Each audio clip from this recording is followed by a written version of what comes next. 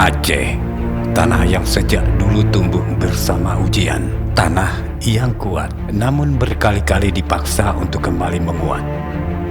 Dan kali ini, alam menguji dengan cara paling ekstrim yang pernah dirasakan dalam beberapa tahun terakhir. Banjir bandang, tanah longsor, menghantam tanpa memberi waktu untuk bernafas. Dalam satu malam, tangis memenuhi langit Aceh. 18 kabupaten dan kota terdampak, ratusan jiwa hilang, ribuan lainnya luka-luka, dan banyak yang belum ditemukan ditelan gelapnya lumpur, kayu, dan puing bangunan yang roboh. Sungai yang biasanya tenang kini meraung seperti binatang liar yang lapar. Jalan-jalan lintas putus, jembatan ambruk, dunia seakan terbelah dari segala arah. Aceh seolah dipaksa berlutut. Namun ketika gelap menelan harapan itu, seberkas cahaya muncul dari sudut barat selatan Aceh, dari sebuah wilayah kecil yang namanya mungkin tak besar, tapi jiwanya seluas Aceh sendiri. Aceh Barat Daya, kabupaten yang tidak terdampak bencana, tapi justru menjadi yang paling cepat terpanggil. Bupati Safarudin bersama Wakil Bupati Zama Akli tidak menunggu laporan lengkap, tidak menunggu hari berganti. Mereka bergerak seketika, secepat mungkin. Posko donasi dibuka, relawan dikumpulkan, mobil-mobil dipersiapkan, logistik disusun, dihitung, dipadatkan. Karena mereka tahu bencana tidak menunggu dan kemanusiaan tidak boleh ditunda. Sembako, obat-obatan, pakaian, air bersih, susu bayi, pembalut, selimut, semua dipaketkan, semua disiapkan. Semuanya dikirim ke daerah-daerah yang paling terhubung.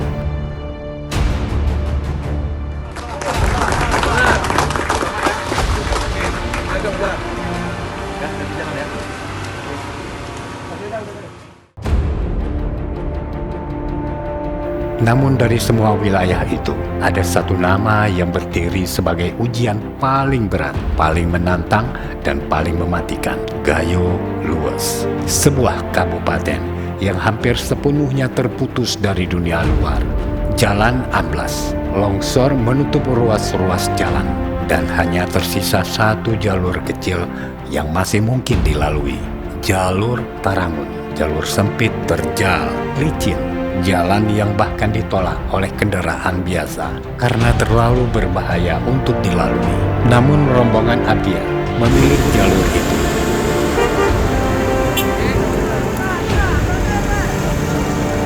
Mereka berangkat dalam derasnya hujan, kabut tebal, dan jalur yang setiap menit bisa berubah menjadi perangkap maut. Kabut menutup pandangan, menjadikan setiap tikungan sebuah pertaruhan. Tanah yang berubah menjadi lumpur berat, ban-ban kendaraan terpeleset, kaki para relawan tenggelam hingga mata kaki.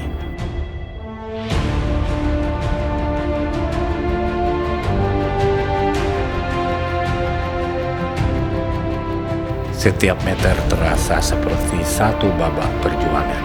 Di kiri, tebing yang rentan, bisa runtuh kapan saja. Di kanan, jurang tak berdasar yang menunggu dalam diam. Satu kesilapan, satu kelalaian kecil bisa berakhir menjadi berita duka. Namun tak ada yang mundur, tidak satupun.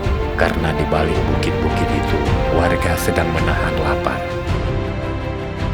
Harapan merekalah yang mendorong roda kendaraan untuk terus berputar. Harapan merekalah yang menguatkan setiap langkah relawan. 14 jam perjalanan bukanlah sesuatu yang mudah. Ini bukan sekedar perjalanan darat, ini perjalanan melawan batas manusia. Dan setiap mereka akhirnya tiba. Ketika tanah Gayo Luas pertama kali terlihat dari kejauhan, suasana seolah membeku. seperti melihat sebuah wilayah yang baru saja keluar dari mimpi buruk. Rumah-rumah rata dengan tanah, pohon-pohon besar bergelimpangan tumbang melintang di tengah jalan. Sungai meluap menjangkau daratan. Aroma lumpur dan dingin menyesakkan udara. Namun di tengah kehancuran itu, ada warga yang berdiri, menunggu dengan mata penuh harap, dengan tubuh yang kelelahan, dengan sisa tenaga yang hampir habis.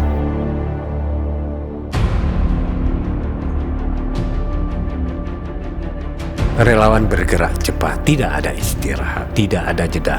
Logistik diturunkan satu persatu.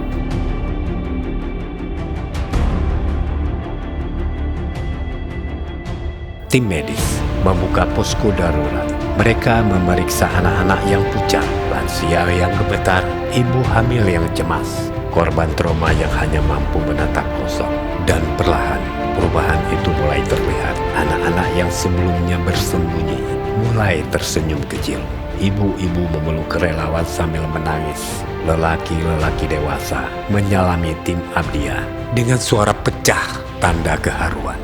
Karena kata terima kasih terlalu kecil untuk perjuangan sebesar ini. Di tengah lumpur, di tengah hujan, di tengah reruntuhan dan kesedihan, Abdiya tidak hanya membawa bantuan.